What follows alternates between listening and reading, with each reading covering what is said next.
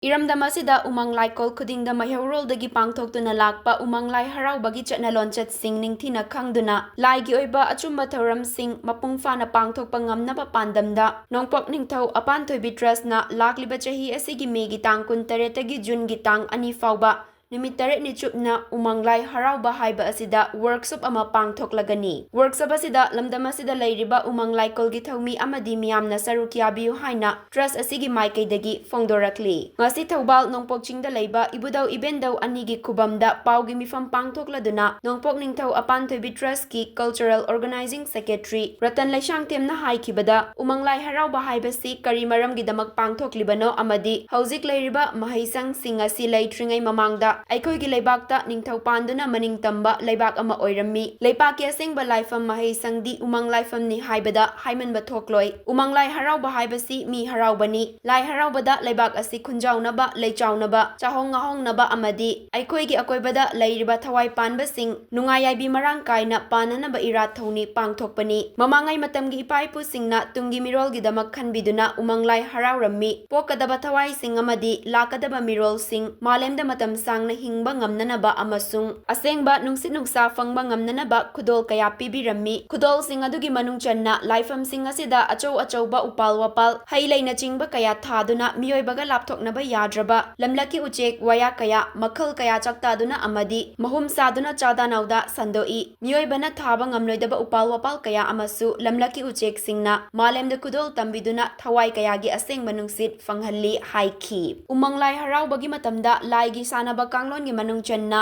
lonchat khara panba tarabada senmitlon thaksi khasi yumbalon yumsarol laisol tinsol laingaklon fizet chakcha fizet leiteng lol iek na chingba kaya asi Umang Lai Haraobada ningthina masak tai adubo hauziki matamda Lai Haraobagi machat kaya asi tapna mangsilakli setningba fizet leiteng sizinarakpa mitki kumhaida ahenba chatnarol kaya semjin sajalakpa mayai kaba chinjak sizinaduna khana chainaba laibak wathok oirakpa kaya asidagi ngakthokpa ngamnaba amadi mapung faba achumba laigi thoram pangthokpa ngamnanabagi pandamda numit 8 nigi workshop asi pangthokpani haina fongdorakhi Pangthokjariba press meet asi Nongpok Ningthau Apanthoibi Trust Nongpok Sing Thoubal Manipur gi ekhoigi sahigi oiba workshop ama pangthoknabagi damakta pangthokjaba arungba press meet ni press meet asina kari pamige haibadudi aikoi hojik leiriba Umang laifam singi haraubagi machatsi soirakpa asigumba machat kanglon kaya sing asiga manung channa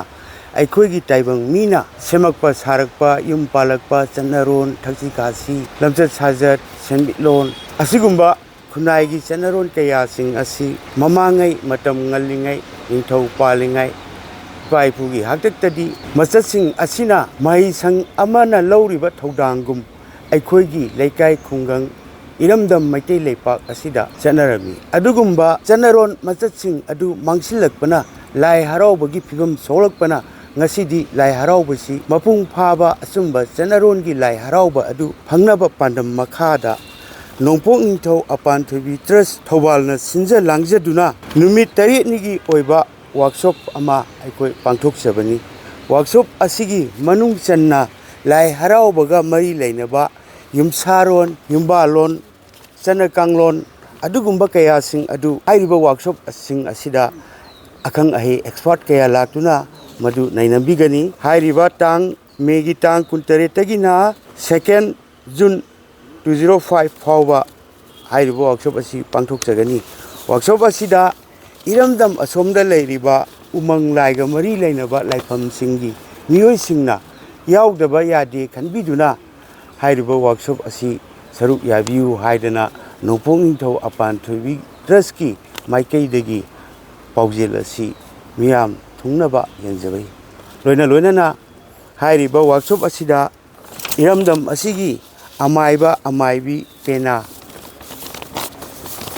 khang ahi kayana suna pullaga ayuk matamdagina nungthil matam phauba nainabagi khana nainabagi thorom sing asi pangthokjagadabani hairaga Nongpok Ningthau Apanthoibi Trust ki maikaidagi ngasigi paujel sibu phangbiriba khwai punama puikok nona khurumjari